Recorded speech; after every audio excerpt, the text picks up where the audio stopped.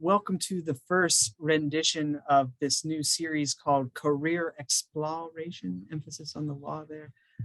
Today, I'm very excited to be joined by a bunch of Vanderbilt alumni who are currently all 2Ls, if I'm not mistaken, at various law schools. And to get us started, I just wanted to ask each of you to please introduce yourself by telling us your name, your Vanderbilt graduation year, your Vanderbilt major, as well as your current school and class year. So yeah, Constance, would you like to get us started? Sure. Hi, my name's Connie. I was graduate of the class of 2020 at Vandy. I was in Peabody, and I was a double major in public policy and HOD, and I am currently a 2L at Michigan. Hi guys, I'm Julia. I graduated in 2017 from Vanderbilt. I was an HOD major with a poli-sci minor, and now I'm a 2L at Northwestern in Chicago. Hello everyone, my name is Waylon and I graduated from Vanderbilt in year 2020. I majored in neuroscience and psychology, and right now I'm at Penn Law and also a 2L. Thank you all. And I wanted to say one more thing to students. I'm going to ask the first 10 or so questions, but there is going to be time for you to ask questions following those. So be prepared to write down some questions, have them ready to ask our panelists after that. But our first question is just going to be, what does a week in the life of a law school student look like at your university, especially now after COVID and everything? Well, at the tail end of COVID, I should say, hopefully. And Connie, if you Yeah, sure thing. I'd say life looks very different your 2L year than it does your 1L year. 1L is definitely a marathon, and I think we all had pretty weird experiences doing it during COVID.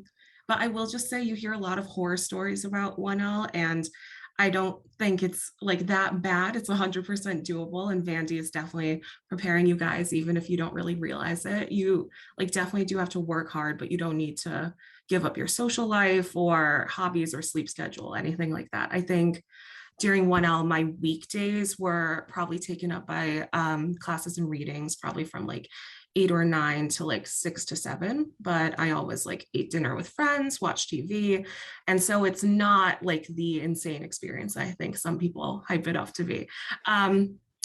I think 2L is completely different in the absolute best way. You get to choose your classes and everything like that. And so I think a day in the life is more so working about like 5 to 6 hours on class stuff.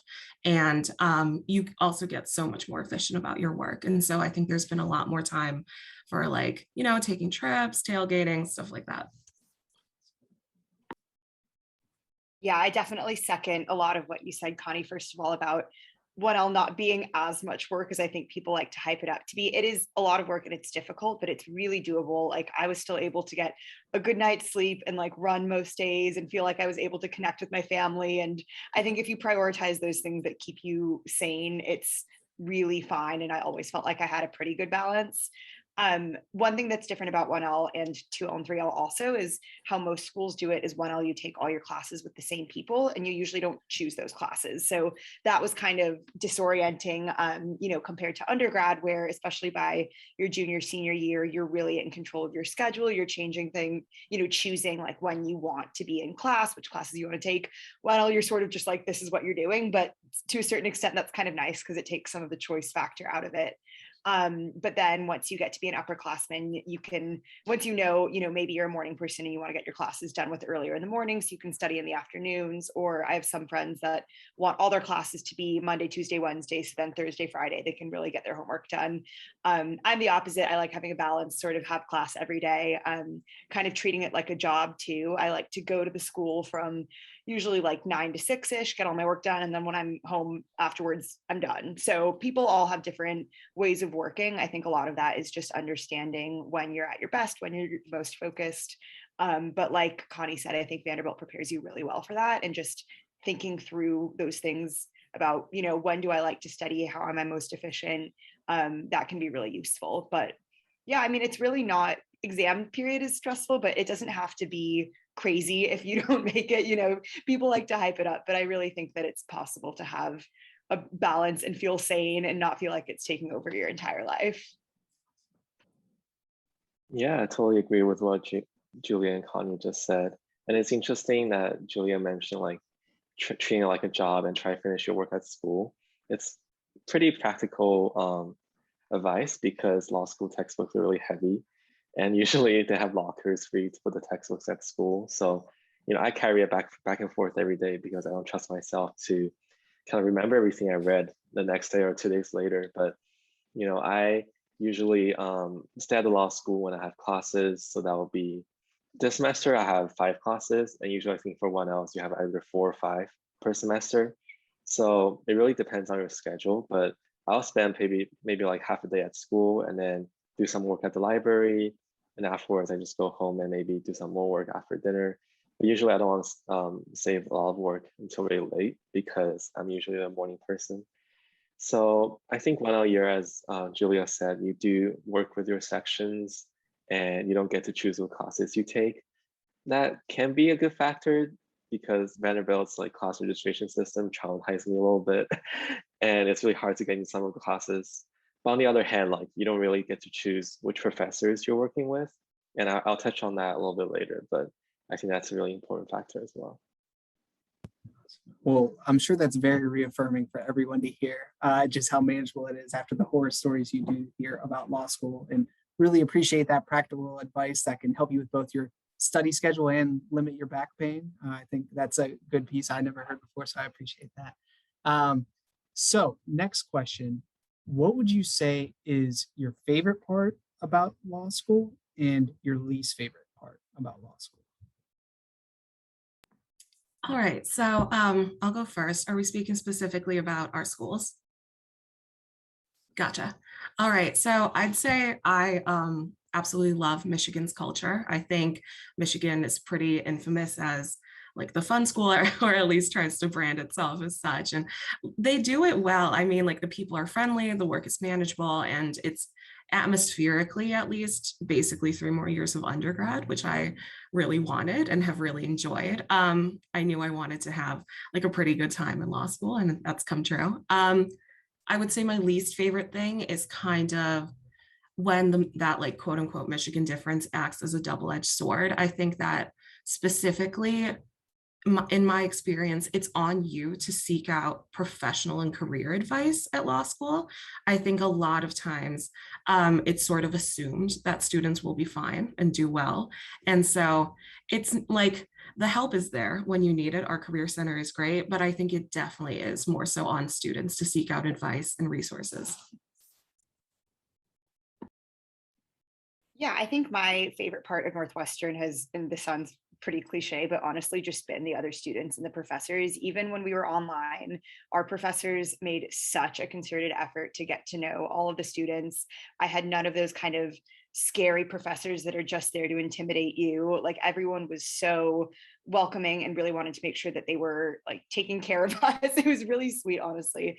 And now as an old like upperclassman, when you're able to have faculty advisors for research projects and when you're writing more and you're kind of exploring more of your interests, I've just found the professors are really, really interested in helping students out. I think what part of Northwestern's reputation, which is why it attracted me, is that it tends to be a little bit more career focused. And I think our student body just statistically is slightly older. That doesn't mean there's plenty of people who come straight through. I don't think they're disadvantaged at all, but I took 3 years in between. So I sort of wanted to be around a lot of other people who are around my age too. And that's something that I found that I've really liked too, is just having so many classmates that have such interesting stories and really diverse backgrounds and really great perspectives to bring to the table. I think my least favorite thing, I might flip it around because honestly, I don't know if I have a specific least favorite, but something that not everyone would love is just being in a big city. It's not like you're on a big undergrad campus and you're just reliving your undergrad. Northwestern does have a beautiful undergrad campus up in Evanston, but our downtown kind of urban campus is something that I really loved because I was moving from a big city. I didn't want to feel like I was regressing and going back to undergrad, but I think that can be it can be a little bit jarring for people who want like a big quad to walk around and football games like right outside their backyard and everything like that. So something that I really liked and it was a big plus for me, but I could see how that might be a downside for some students too. Yeah, for me personally, I think Penn Law is really special because we are relatively small. And so I really got to meet with a lot of my classmates and got to know them really well. And kind of like Julia and Connie said, you have a diverse range of classmates who have different experiences. Like some of my classmates went to film school for a couple of years and worked in the industry. Some of them taught in high school for theater, things like that. So talking to them has been really awesome. And it's interesting to hear their stories and how they approach kind of their legal careers. And I'll also say most of my YL professors are really great and like personable, even though it was during the quarantine. Sometimes they'll hold office hours in person outside, and they'll always care about our well-being, especially since it was kind of stressful and everyone was new to kind of the online format. And then I'll also say like Penn's administration has been pretty open and like about their decision-making process. Like we'll know why they have certain classes in hybrid. We'll know if they're planning to hold in-person events and things like that. So I feel like everything has been really communicative and open, which I really appreciate. And I guess my least favorite part would be exams. It's definitely really different from undergrad because I was neuroscience major, so I took a lot of science classes with exams and assignments periodically, but law school exams, at least for 1L doctrinal classes, like they're really just one exam at the end of the year that decides your entire grade. And that can be a little bit stressful and does require a little more planning because you don't really feel the stress before the exam period comes to like study or read really into the material. But you'll realize probably by the exam time that if you do good preparation beforehand, it makes the process much easier, much less stressful. And it does take some time to get used to. And I think maybe you won't be used to your first semester, but after you're experiencing it, I definitely got better at my second time around. Yeah, some great insights and advice there. Really appreciate those answers. And so we just talked about things you like about your law schools now that you've been there. But before you went to these law schools or even applied to them, you didn't know that much about those law schools, or maybe not as much as you do now. So why did you choose the law schools that you did? For me, I think it was sort of like there were three main factors that went into my choice. My bottom line going into my decision-making process, I was looking at employment outcomes for each school because I do believe just with the investment that law school is, you should be going to practice eventually. And so you go to law school to get a job. And so unfortunately, the legal industry is quite like elitist in terms of like employment opportunities at specific schools. And so I knew I wanted to go to hiring school just to increase my chances of being able to land a job post-grad. And after that, I was really looking at both culture on campus and aid.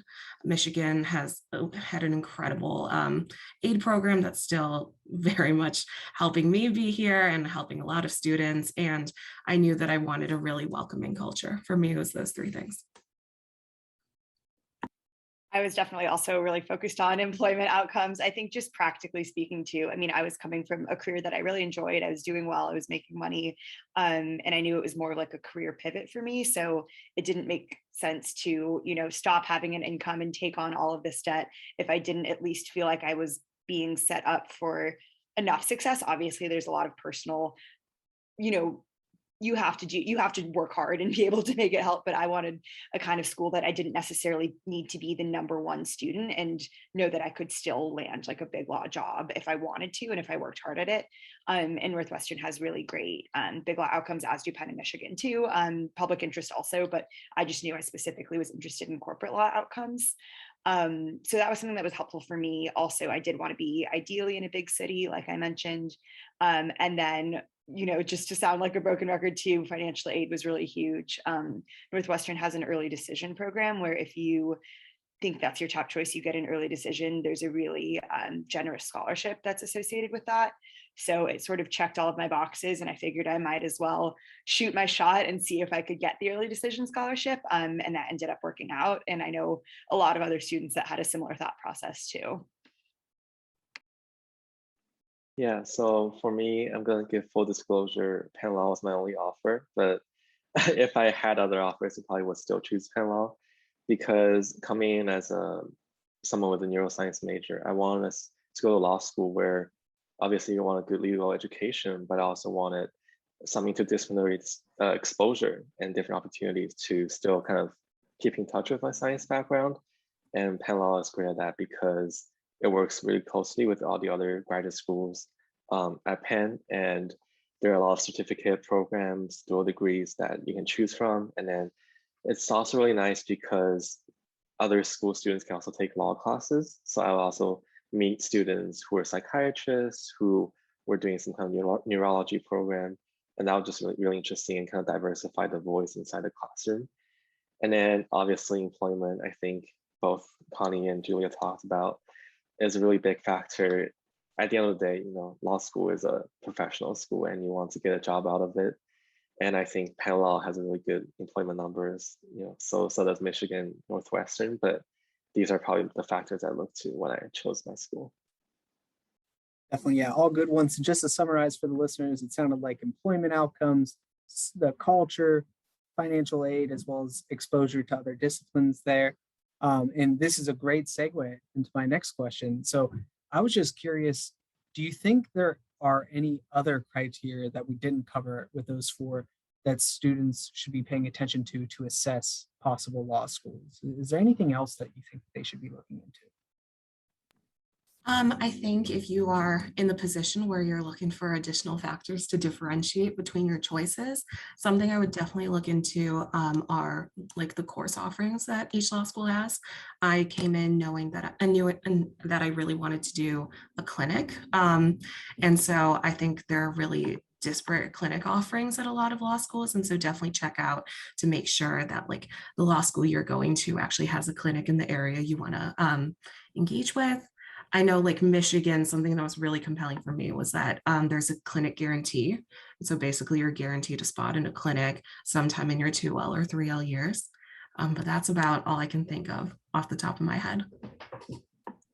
I think something none of us really talked about is just geography. So if you know for a fact where you want to be after law school, I think that can be a really important factor.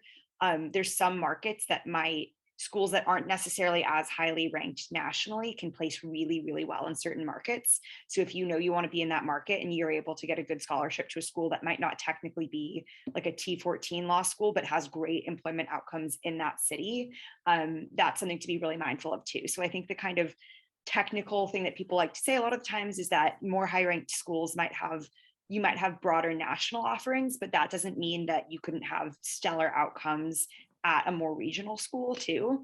And it is just helpful to look to if you're looking at employment outcomes, like where do schools send kids like graduates, we're adults, but like where do they send people? What markets do they tend to place in? Is that school in or near a city that you might see yourself being in afterwards? I don't think that's a huge factor, but it's really nice for me. I'm staying in Chicago, so it's really fun to like be in that city, kind of be able to test it out. I was able to see if it was somewhere that I liked to be. So that's something too, if you want to be close to family, if there's a particular region, some smaller markets are tricky to like break into if you don't already have ties. So if you know that's where you want to be, it might be a good idea to look at law schools in that city specifically or in that state. Yeah, I think I definitely echo geography. That's not something I kind of considered before going to law school, but since I'm an international student and then, we went to school to Vanderbilt, obviously. And the question I got a lot during my interview process with different law firms was like, oh, why do you want to work in this city? Why do you want to work in that city? And I think Penn, different schools have like kind of different geography targets. Obviously, if you want to go to New York, most big law firms have their major offices in New York. You don't really need a reason for that. But for smaller markets like Boston, Texas, maybe DC or the West Coast, like I think, as Julia said, you do need maybe going to regional school will be more beneficial than, for example, going to Penn Law, because you just have a stronger tie with the area, and employers like to see that, oh, you're familiar with the area and you have a good reason to be there. But if you're from a city that you want to work in eventually, I don't think the factor matters as much, just because you can say in an interview, oh, my family is in Boston, for example, I want to go back afterwards. But that is a good thing to consider, maybe if you have something in mind. Additionally, I think what I didn't do during my application process, what I wish I would have done was talk to more current students, because a lot of factors we talked about, like culture, classes, people in the school, you can't really tell just from official websites. I think it's really helpful to connect with current students and ask their opinions on how their experience has been. And I think there will also be good connections later on if you need someone to review your personal statement and things like that. Definitely. Big fan of informational interviews over here. Please follow Waylon's advice. Do those interviews with people at schools that you're interested in. Beyond the information gained, it can help you out, give you some fodder for your why X school essay if you intend to write one of those too. So that's great. And so we focus this first bit more on about like where you're at right now. How's your law school experience going right now? And now we're going to travel back in time, probably to a closer timeline of where some of the students attending are in. And the first question I wanted to ask you in that portion is, why did you choose law school? When did you know that the law was right for you? Yeah, so I kind of stumbled into it. I did not come into college thinking I was going to go to law school. I actually was an HOD major starting out, so I thought maybe consulting or finance, but I think I realized into sophomore year that I wasn't too interested, but I had really loved my policy classes thus far. And so it was actually one of my professors, Professor Lefkowitz, who encouraged me to try out politics first, and then I kind of did a little lateral move into law. I think like the deciding moments for me that made me realize I wanted to go to law school were my internship with the Nashville District Attorney's Office, and then also an internship I had over the summer with DLA Piper, which is actually the law firm I'm going to be returning to. And I just absolutely fell in love with the work, and I realized my skill set was really leveraged in that area, and I could see myself doing it long term. It was definitely more of a practical decision for me. I was definitely not in the same position that any of you guys are in, because I had no concept that I wanted to go to law school all through undergrad. Even when I graduated, wasn't even particularly on my radar. And then it wasn't until I started working. I worked in insurance in London for 3 years, absolutely loved it, but I knew it wasn't something that I wanted to do forever. So I literally sat down one day and was like, okay, what do I like about my job? What don't I like about my job? What else could I what's missing? What else could I do that has enough of the same similarities? And it again was just a really practical cost benefit analysis also, which I think was a different story than a lot of people that just have wanted to be lawyers since they were little kids. It was a lot more I think a really similar story of what are my skills? What do I want to learn? What do I think I could see myself doing? I think a JD is a really, you can take that degree really far. There is a lot you can do with it. So I thought it would just open up a lot of doors. But I do kind of urge, if you're maybe on the fence about maybe wanting to get some experience in a different industry, not quite sure about law school, I think taking a year or 2 or 3 can be really, really helpful, because then once you do go to law school, you feel really certain that you made that decision. If you want to go as a sophomore, then that's a different story. But if you're kind of, maybe I want to do something in finance, maybe I want to do something in the nonprofit world, I don't think there's any harm in pushing that decision back a little bit and taking a year or 2 off and kind of then seeing if you still feel like it's for you from there. Yeah, I definitely agree. Personally, I didn't know I want to go to law school until junior year. Before that, I've always been focused on research, potentially doing a PhD in neuroscience or psychology. But Vanderbilt hosted a talk about neuroscience and law, and I went to the talk and I got really fascinated by the topic. So I started thinking about, okay, which avenue is the best for me if I want to carry on my interest in that field? So I talked to a lot of people who are doing JD PhD programs and only JD programs with a life science background and things like that. So personally, I don't think it was a sudden decision. It was more like after talking to a lot of people, I realized, okay, this might work out for me and I might be more interested in doing that than doing PhD, just because 5 years of research on top of 3 years of undergrad research is a lot. And I think doing this pivot to JD program is a good choice, just because I get a good change of scenery and I can kind of develop more of my skills in writing and reading, which I've always been interested in. And I do agree that if you are considering a JD and you're relatively young, I feel like trying internship somewhere that's law related or even working at a law firm if possible is a good decision, just because you don't really know what law school or your legal career will look like. And it's hard, it's a big commitment to go to law school. And I think it's always nice to get a taste of it before you actually commit to going to law school. For me personally, I worked at a law firm my junior summer, so right before I took Lsat and things like that. So I kind of liked my experience and I decided to go through with it. Yeah, it's always cool. Careers are not as linear as people tend to think they are. And I'm glad you all have experiences that somewhat reflect that. Very much appreciate that. And then this next question. So, as a Vanderbilt pre-law advisor, I am not allowed to endorse any LSAT studying materials. And so this question came by popular request from our students. If you can remember, I know it's been a few years, but how did you study for the LSAT? What resources did you use? How long did you study? Do you have any specific studying tips or strategies you employed? Anything you can tell us about that?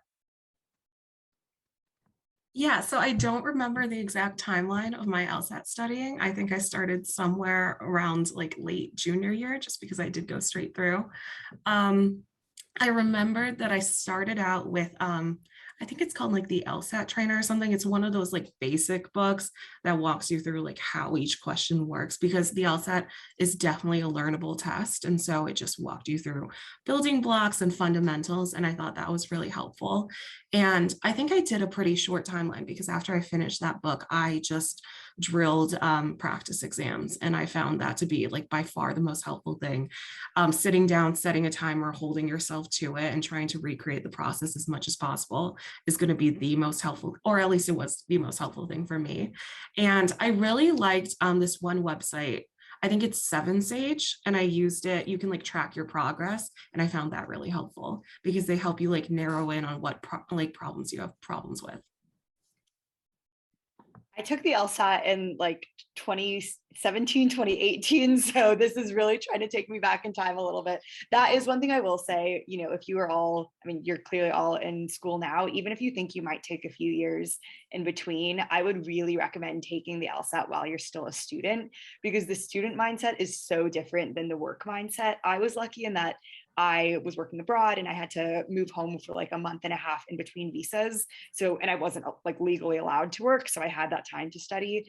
But when I tried to study while I was still working, especially like a fairly intense job, it was impossible. Like you had to either wake up early or do practice tests on the weekends or do it after school or after work. So a lot of people do it and that's very plausible. But if you're able to make it work while you're still a student and you like have the library there and all your friends are studying, I think that's definitely advisable. I didn't do a class. I think I had a tutor that I just had a few Zoom sessions with. I work better one-on-one, I feel like, and that was really useful.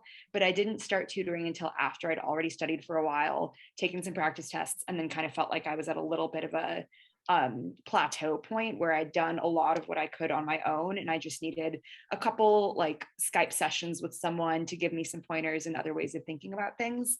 That worked really well for me. So maybe, but that's also what I did for the SAT to get into undergrad. So maybe think through like what has worked well for you for exams in the past. If you like having the structure of a class, that really benefits a lot of people. But regardless, practice tests are like by far the best thing you can do, and not just taking them, but taking them and then, you know, take a break, clear your head, and then come back to it, whether it's that afternoon or the next day, and actually try and figure out why you did well in sections and why you did poorly in sections. That kind of skill set that served me so well in 1L also. Like that's what I did to study for law school exams. So it's a really good practice skill set to have in general. Just that kind of like deliberate, conscious looking at your practice exams, what you did well, trying to think of how to improve, and then trying again the next week. And that's really what was able to help me kind of boost my potential score up quite a bit. Yeah, so my trajectory was kind of similar to Connie's, where I started my late junior year towards the summer. And I took my first exam after I think studying just for 2 months in July. It didn't turn out too great. It was like one of the experimental tests and they allowed me to cancel score without any like penalties or records. So I did that. I don't think that's a thing anymore. And after that, I studied for 2 more months and took another test in September, which ended up being my final test. And kind of in that process, I think I started using prep books. I used Manhattan, I think, just to get familiar with the format, what the questions are asking about, like how it worked. after that, I quickly moved on to practice exams because they are really important, the most beneficial thing you can do. And personally, I think practice exam also come in like different forms. You can either like buy the official versions from Lsat, or you can enroll in like an online, I guess, program where they have all the same practice exams, but just like electronically. They give you kind of feedback, they help you kind of sort your questions and where you got anything wrong. And I think that was helpful for me. I use a website called Outside Demon. It's not, I guess, as famous as Seven Sage, but I like how like I guess, founders are like really quirky and they make funny jokes about the questions and like how stupid some of the answers are. And that helped me like keep a good mindset throughout my study process because I like study by myself. And I think having some sort of way to keep track of what answers you got wrong, how your performance improved or changed over time is really important because you want to focus your energy on your weakest points and you want to improve your score as much as possible because even though law school does look at your other qualifications, the most important factor, or I guess one of the most important factors is still the LSAT. So that's what I did and it was pretty helpful for me. Awesome. Well, I'm really grateful you all gave a wide range of answers. We heard textbooks, we heard the online resources, as well as personal tutors and stuff. There's a lot of resources out there. Like I said, I cannot endorse any of these specifically, but I think you heard of some good ones there. And definitely encourage you to follow their advice, cement your core understanding of the LSAT, and then practice tests will be a big part. I know even for me, like beyond the content, just like the endurance and mastering the timing of the tests, I think is something really key that you can get from taking those practice tests. So thank you all for sharing that. And another question that you may not remember the answer to, when did you start working on just your general application materials, like your personal statement and optional essays, or even talking about your letters of recommendation? Anything you can tell us about your timeline for those, how much you would encourage students to allocate in terms of time for those different things, would love to hear. Definitely. Before I answer that, I just remembered one thing I did for studying that I apparently blacked out. It's called the blind grading method. I think I started doing that towards the end of my studying process, and it really helped me. After you finish a practice test, you basically go back untimed and do it again. It is an absolute pain, but basically if there are any differences between your answers that you select, you basically just know that timing's the issue, and it helps a lot. But in terms of my timeline for applications, I applied during my senior year. I started asking professors for letters of recommendation. I think I did that the end of my junior year because I wanted to give them the summer. A lot of professors are notoriously bad at getting back to you about that kind of stuff. And so just giving them like as much time and as many materials as possible early in, I think really helped me because I knew I wanted to get my applications out early. I started writing my personal statement, I think, over the summer. I think I probably started around June, July, just drafting so I could have a version ready to go as quickly as possible.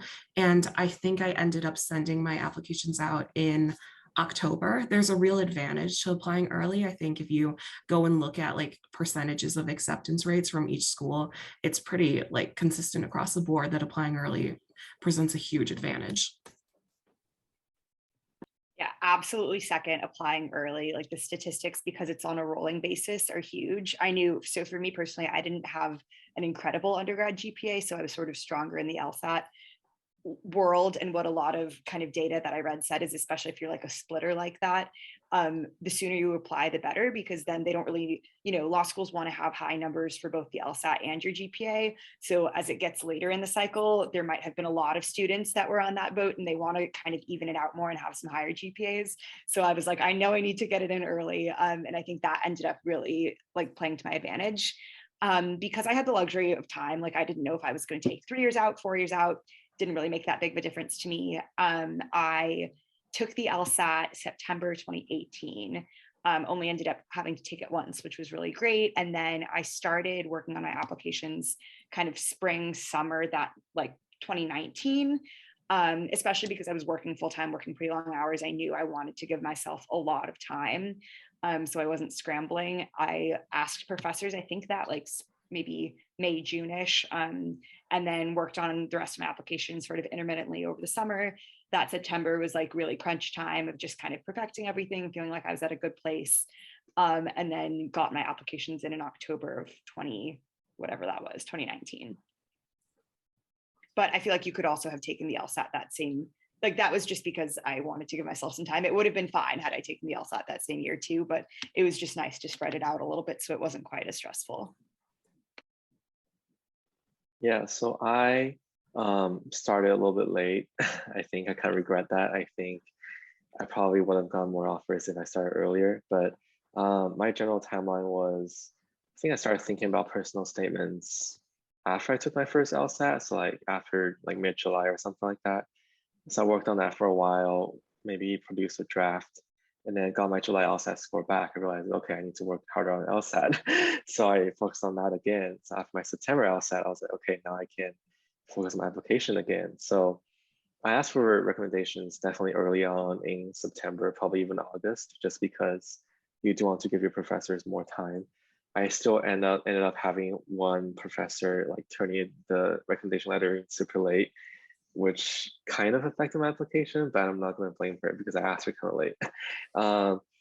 But I applied probably around November. It's definitely good to apply early, and I think November, like before Thanksgiving, is like a hard cutoff. Like you do see the admission rate kind of like dropping after Thanksgiving because people use that time to do their applications. And I think it just, as this information becomes more widespread, you do see people applying like earlier and earlier just because they know there's an advantage and they want to take advantage of that. And I think a good timeline would be, you work really hard over the summer for your LSAT and your application material at the same time, because your junior summer is technically like the largest chunk of free time you have. And Vanderbilt does have a pretty long summer break. So I think taking advantage of that is really great, because once the semester starts, even though it's a senior year, you might expect to have lighter workload. It's still a lot to fit everything into your schedule. And it's hard to think about your personal statements. And even I think preparing for LSAT will be more difficult than writing personal statements during the semester. And one advice I have actually is you can definitely use the writing studio at Vanderbilt to look at your personal statements. I worked at the writing studio and I asked my peers to look at my personal statement. So I think that's really great. And so that's maybe one reason to kind of start earlier. So by the time school starts, you can get the first appointment in and really get your personal statement into a good shape. That was all amazing advice. I hope all of you were listening, maybe even taking notes. I want to echo a few points made there. Wei Lun's just talking about the writing studio. Definitely take your essays there. They're amazing. You can also bring it to me or Dr. Russell as well in pre-law advising. I typically encourage you have it reviewed by at least like 2 different people.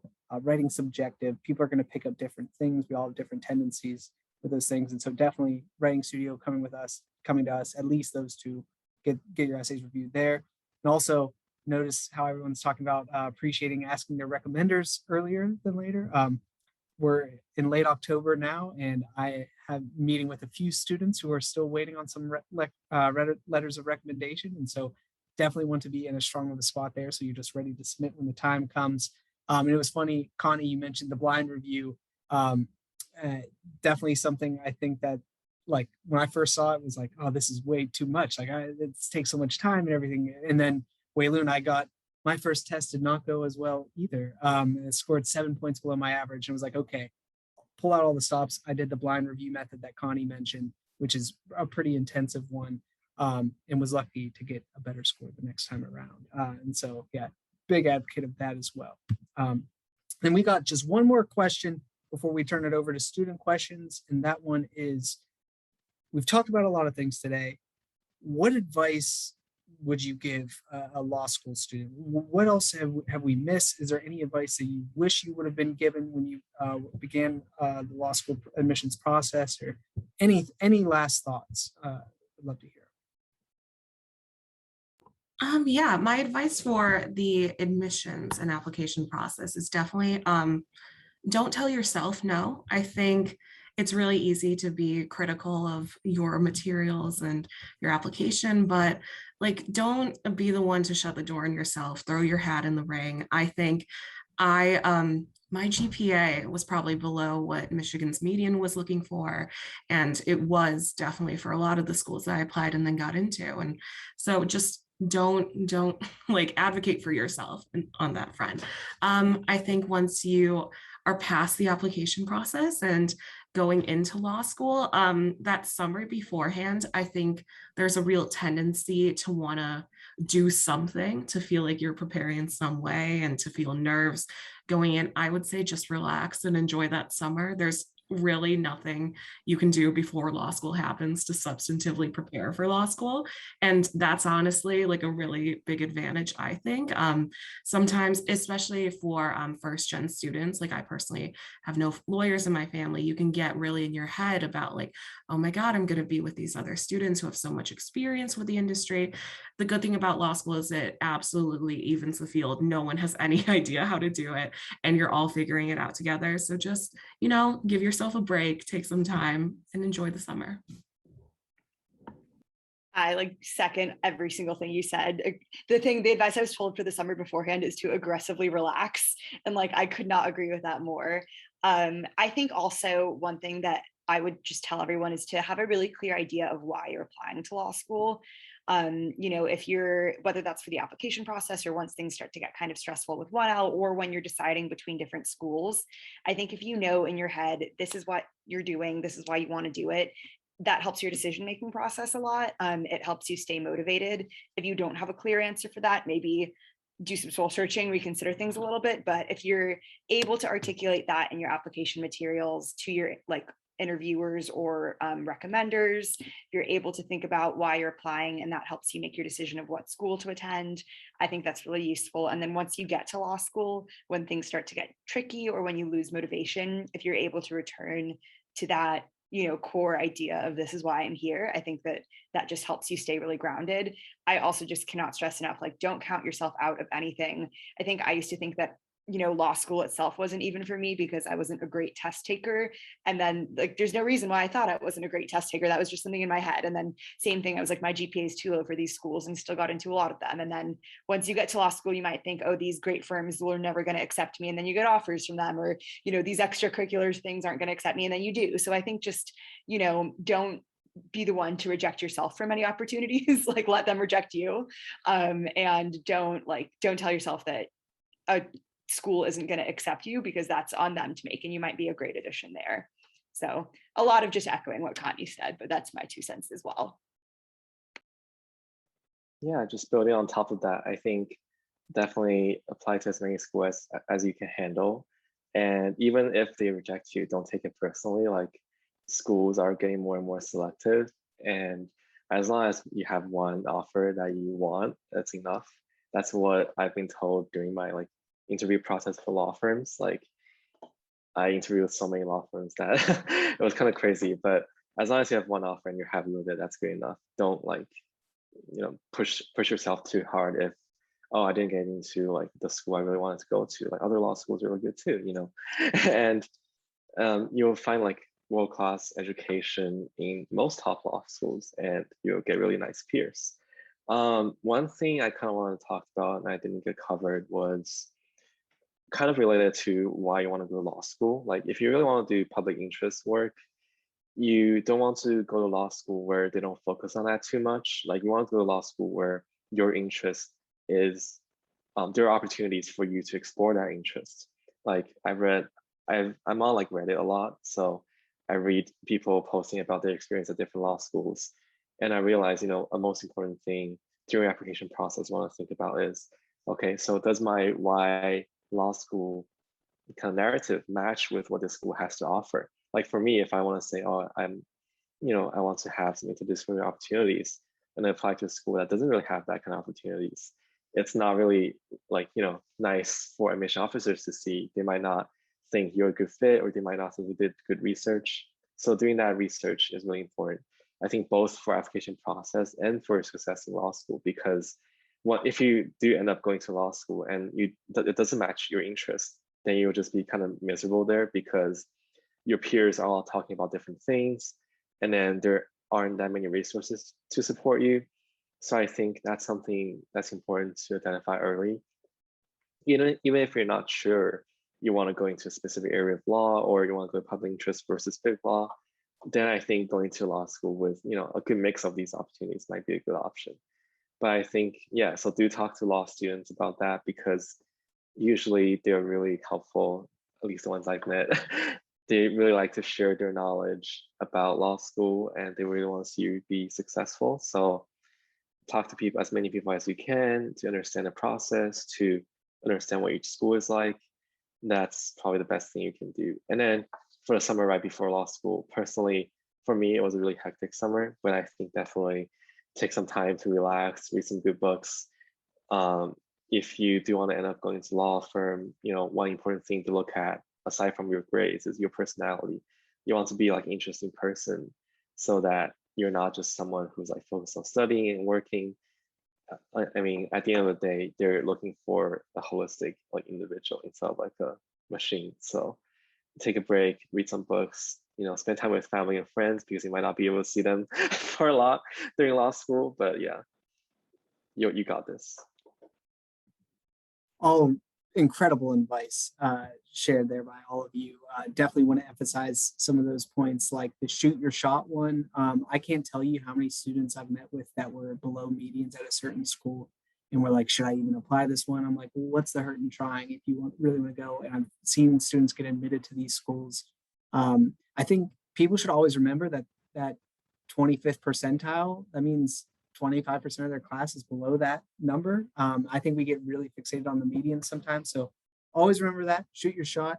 I also really appreciated the point of taking time that the summer before, and also speaking with people. I'm such a huge advocate of informational interviews. It's actually how I met our panelists today. And I think they've done a great demonstration that law school students aren't big and scary. They're very kind and supportive and helpful. So highly encourage you to reach out to other Vanderbilt alums and speak with them about their experiences, because they can help you out as well. But yeah, so, oops, sorry about that. Some spam number keeps calling me. I'm really sorry about that. Oh, and Waylon just gave some great advice. A lot of schools do offer fee waivers, and so definitely apply to them.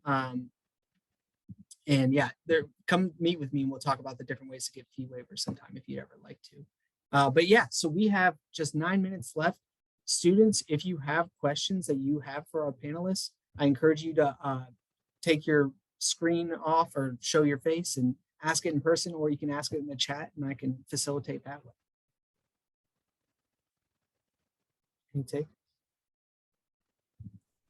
Hi, I just wanted to thank you all for taking the time to come on here, and I know you're all busy, so I appreciate it. My question was just if there was like one resource you would have utilized more while being at Vanderbilt, whether like it's directly related to your studies now in law school or just like tangentially as a student, what you would recommend. Yeah, and we can move out of the order here. So if anyone wants to chime in for these ones, feel free. I don't think we need all three to chime in unless you want.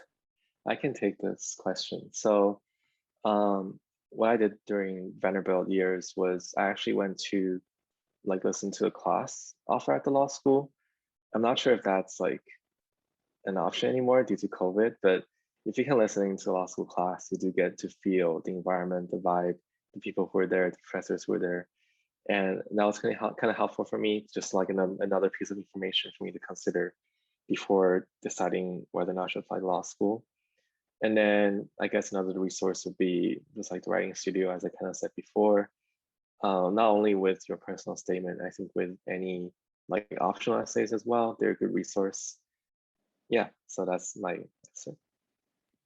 I would just add, like, your undergrad professors are really helpful too. I don't think I, until really like junior, senior year, realized how helpful resources professors can be. But like, keep in mind, you are going to need a recommendation letter, and that's going to be a lot more authentic if it's not just someone who has had you in a class, but they can actually speak to you as a person. But also, that's really beneficial for you to be able to have that relationship with a professor that then you can go back and visit them on campus and keep them updated with your career. And there's some phenomenal professors that really do want to help you out. So don't be afraid to like reach out to them and ask them for advice as well. I would definitely echo Julia's point about reaching out to professors. A lot of professors at Vandy are also former attorneys, and so they have a lot of good insight into the application process, law school itself, and your career after. So definitely reach out to them. Thank you all so much.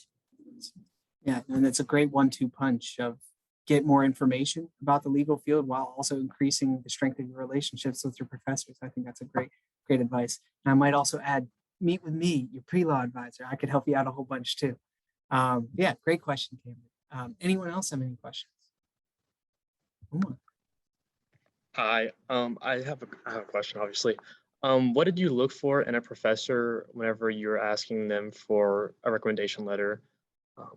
And like, was them being like an attorney, like in like their previous profession, like kind of more attractive than one who wasn't?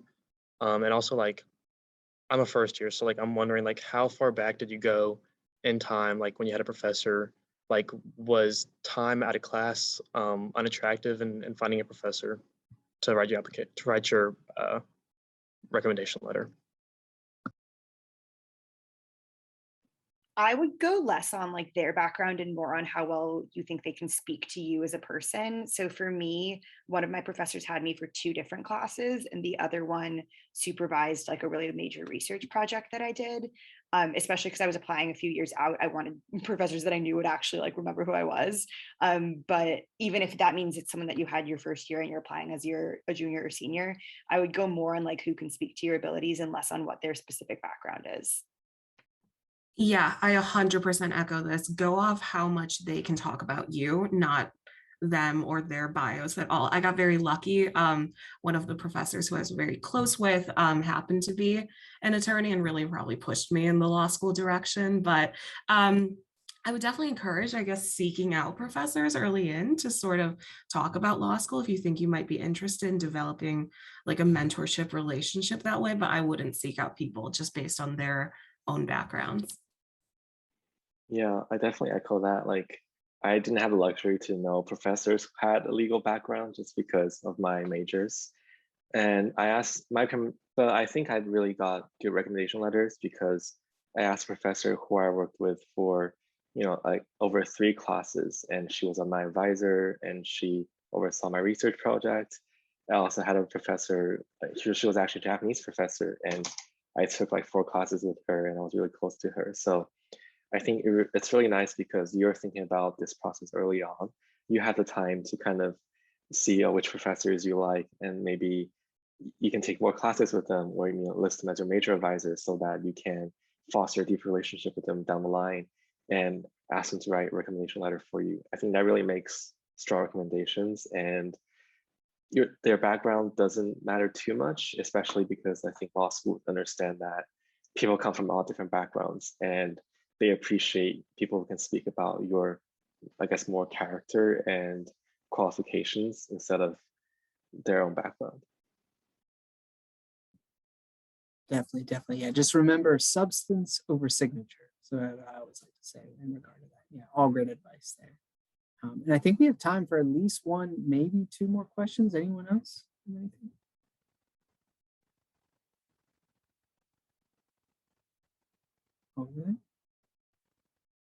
Okay. I think we're good. So everyone, if we could, whether it's virtual or in person, give our panelists a round of applause here. That was truly fantastic. And thank you all so much for taking the time to speak with Vanderbilt students today. Did I hear correctly? Are some of you open? Yeah, that's all I was just going to ask. Wait, great call. If you're interested and able to share some contact information in the chat box there, by all means, feel free to do so if you're open to it. No worries if not. But yeah, and students, just a reminder, this is the first Career ExpLAWration series that we're doing. Next semester, we're going to be doing one with a focus on current attorneys. We're going to do one on public interest law, which we heard a lot about, as well as big law, which we also heard a lot about. Tend to be 2 of the bigger, if not the biggest, umbrellas that I think people divide different types of law into.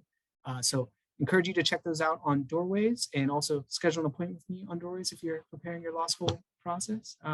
Yeah, thank you all for attending so much, and hope you all have a great rest of your day.